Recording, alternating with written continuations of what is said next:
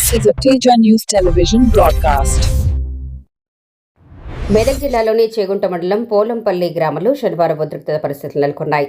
గ్రామం చెందిన కొండి ప్రదీప్ కుమార్ మద్యం మత్తులో రోడ్డు పక్కన ఉన్న హైటెన్షన్ విద్యుత్ టవర్ను ఎక్కి ఆందోళనకు దిగాడు. దీంతో గ్రామంలో సుమారు 6 గంటల పాటు ఉద్రిక్తత వాతావరణం నెలకొంది. ప్రదీప్ కుమార్ ప్రధానంగా 2023కు ముందు గ్రామ స్థాయిలో అమల్లో ఉన్న వీఆర్ఏ వ్యవస్థను పునరుద్ధరించాలని డిమాండ్ చేశారు. టవర్పైకి ఎక్కి తన డిమాండ్లను నెరవేర్చాలని కోరుతూ నిలిచిపోవడంతో స్థానికులు ఆందోళనకు గురయ్యారు.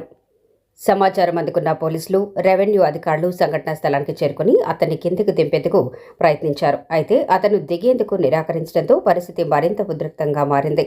ఈ నేపథ్యంలో ఎమ్మెల్యే కొత్త ప్రభాకర్ రెడ్డి మరియు తెలంగాణ రాష్ట్ర ఎస్సీ/ఎస్టీ కమిషన్ చైర్మన్ సంఘటనా స్థలానికి చేరుకున్నారు. బాధితుడితో మాట్లాడిన ఎమ్మెల్యే అతని సమస్యలు అసెంబ్లీలో ప్రస్తావించి ముఖ్యమంత్రి దృష్టికి తీసుకెళ్తారని హామీ ఇచ్చారు.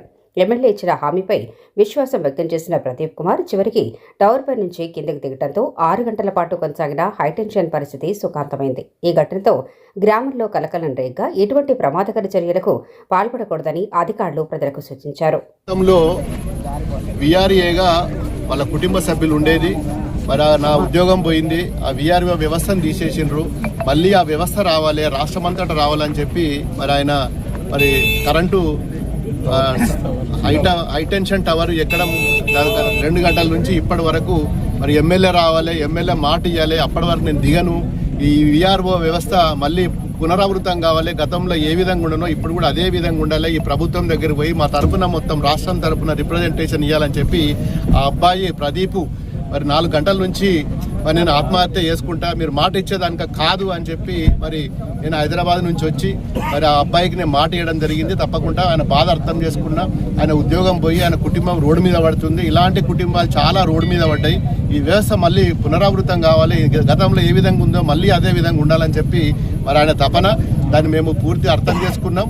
తప్పకుండా మొత్తం రాష్ట్ర స్థాయిలో విఆర్ఏల తరఫున మరి మేమందరం కూడా మా బీఆర్ఎస్ పార్టీ మరి పూర్తిగా ప్రభుత్వంకు రిప్రజెంటేషన్ ఇచ్చి ఆ వ్యవస్థను మళ్ళీ యథావిధిగా నడపాలని చెప్పి గ్రామాలలో ఇబ్బంది అవుతుంది. ఇంతకుముందు మస్కూరులు అనేది ఆ పేరును మార్చి విఆర్ఐ కింద వచ్చింది. మళ్ళీ దాన్ని అదే విధంగా పునరావృతం చేయాలి. యథావిధిగా గతంలో ఏ విధంగా అయితే ఉండనో ఆ పోస్టు మళ్ళీ అదే విధంగా ఉండాలని చెప్పి మొత్తం రాష్ట్రం అంతటా కూడా మరి సమస్య. దాన్ని పూర్తిగా మా బీఆర్ఎస్ పార్టీ తరఫున మరి మేము కేసీఆర్ దగ్గర తీసుకెళ్లి అక్కడి నుంచి కూడా రిప్రజెంటేషన్ ఇప్పిస్తాం. తప్పకుండా మరి అసెంబ్లీలో కూడా మరి అవకాశం వచ్చినప్పుడు తప్పకుండా గౌరవ ఇప్పుడు ముఖ్యమంత్రి రేవంత్ రెడ్డి గారి దృష్టికి కూడా తీసుకెళ్తాం.